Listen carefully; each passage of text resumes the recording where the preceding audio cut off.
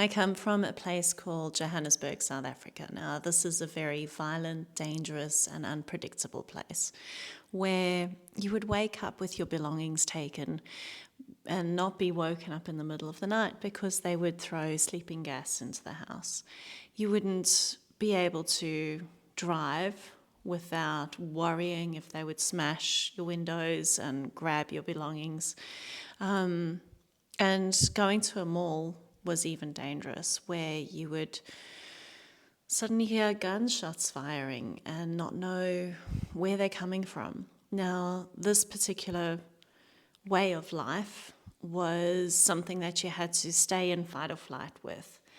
And living in survival mode always had a huge impact on my body, has a huge impact on anybody, really. And the body is very rigid, very stressed, inflamed, and a lot of times we are in this protection mode. We've got these boundaries up and we don't want to be vulnerable. That's not really an option. And I ended up just not wanting to feel because feeling was too hard.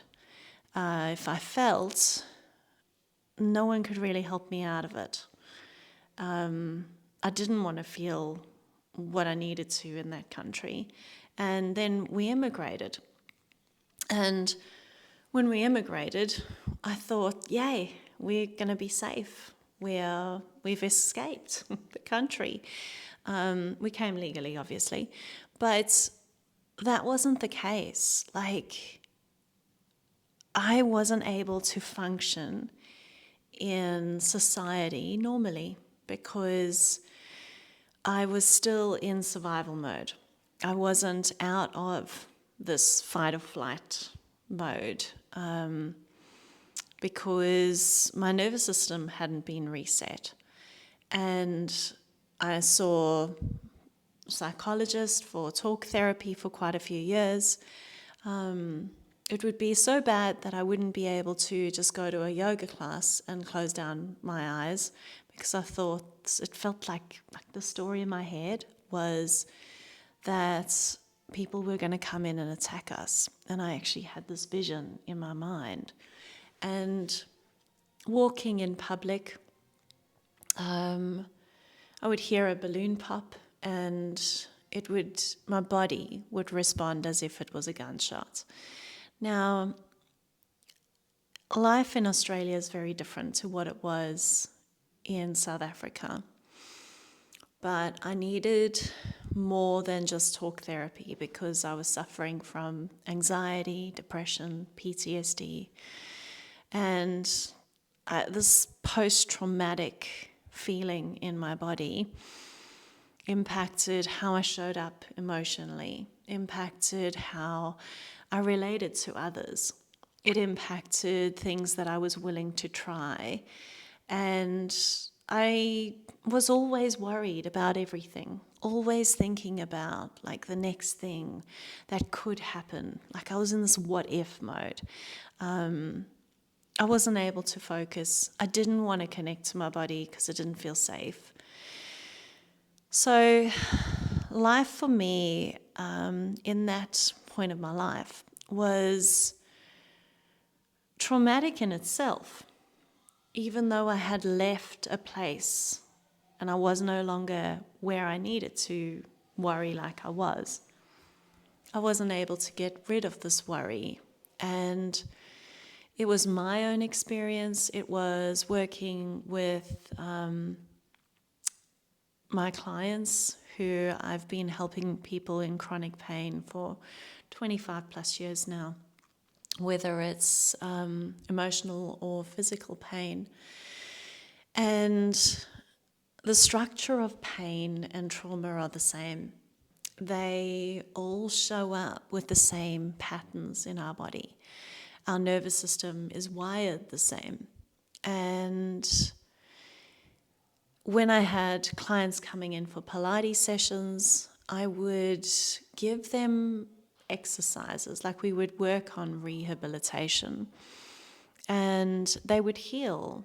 They'd do really well, feel really good, but then an event in life would occur where they were suddenly stressed or overwhelmed or sudden illness, and their body would go back to what it was before.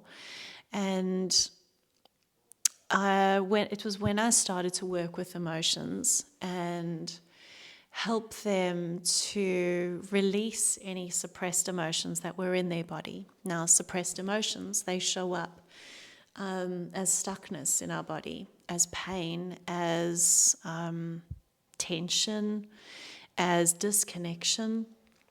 And some people end up with the same injuries over and over. And as a Pilates teacher, what I found was that until it was only when I started to use what I was trained in, which was Reiki, Pilates, yoga, reflexology, PT, like personal training, as well as NLP. This bridged the gap between emotions and the physical body. And what this then helps with is when our emotions, like when we are heightened or overwhelmed or stressed, anxious, we're post-traumatic, the body is going to respond in a certain way. It's going to hold on to this tension.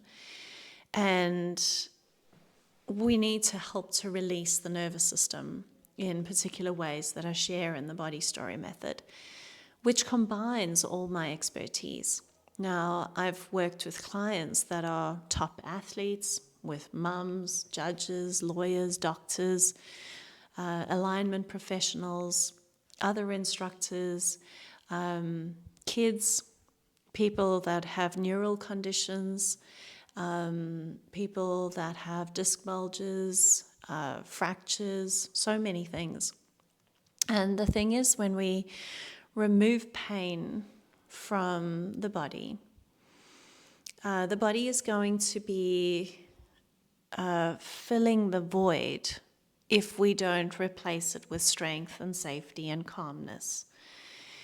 And this is what was happening in my Pilates sessions, is people, when they went under stress, the void would be filled that we had, like when we removed the pain, that void was filled with more pain when they were under stress. So emotionally as well, until I worked in the way that I do and incorporated these methods, I didn't heal emotionally. Because even though I was feeling fine emotionally, my body wasn't responding as if I was fine. It was still holding onto the tension. So with the body story method, as practitioners, what I share with you is how to read your clients and know what their story is before they speak, or even if they're just talking about their day, because there's movement patterns that they show up with that will show whether they are being triggered by something in the past, whether they are not feeling comfortable to be vulnerable, whether they need more safety. And with clients, they don't always know exactly what they need. All they know is they have a lot of problems and they don't know which problem to begin with. And sometimes they just feel like they've spoken about something enough and they should be over it by now, so they don't bother mentioning it. But this all impacts our body in some way. And so the mind impacts the body, body impacts the mind, and it's this constant cycle. So with the body story method, it's not necessarily waiting. Like, you don't have to wait for many sessions to actually understand what's happening for your clients. You don't even have to talk about what you notice. You just apply whatever you are already doing in your job, but you apply whatever techniques they need in that moment, whether they need to get over something that's in the past, whether they need to stop depleting their energy, especially when they've got lower back pain, hip pain if they need to connect to more safety. So yes, there's somatic concepts in there, but it's a full mind-body experience. Now,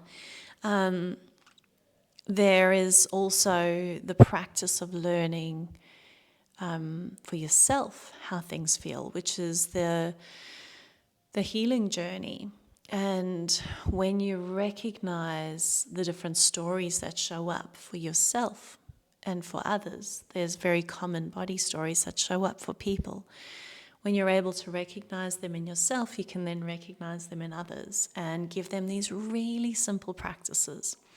So I think back to clients that I worked with that didn't really want to be talking.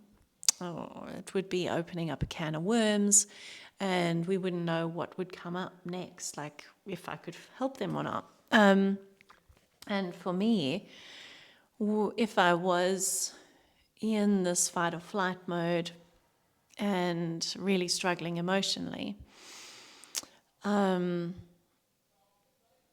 if I started to share how I truly felt, I didn't know how the person would respond. Like, I often didn't talk about how I felt because I would see the person's expression, their facial expression would change. So I would hold back emotionally so that I wouldn't change and impact people's states of mind and ruin their day. Because I often found like people would be in a good mood until I shared exactly how I was feeling or what I went through, and then people wouldn't relate to me as much as they used to. So I learned to just shove things down, and this impacted my body in a lot of ways. I had belly problems, back problems, neck issues, and just this constant worrying, constant feeling unsafe, no matter where I was. And so in the body story method, I share how certain gestures mean certain things for people. So if they're leaning on one leg more than the other, this has meaning to it. If they are very rigid in their body, this has a different meaning. If they have really tense shoulders, they're carrying the world on their shoulders, that's a lot of it isn't their own baggage. There's also people that are very disconnected to their bodies, and there's others that come in and say, I'm fine. They're always fine, but they're not. As practitioners, when we can see this in our clients, we're able to give them a lot more help and assistance without really talking about it, because we reset the nervous system, we reset with particular mindset practices and energetic practices and physical practices that help them to reconnect to their body, connect to safety, and fill the void of where pain was released from, emotionally or physically. So that's it in a nutshell. If you want to know more about the body story method, if you want to experience it for yourself, book in for a body story reading. I'm Claudia. I've been working with clients for over 25 years. And I love doing these body story readings because so much comes from it for people to start to realize more about what their body is saying.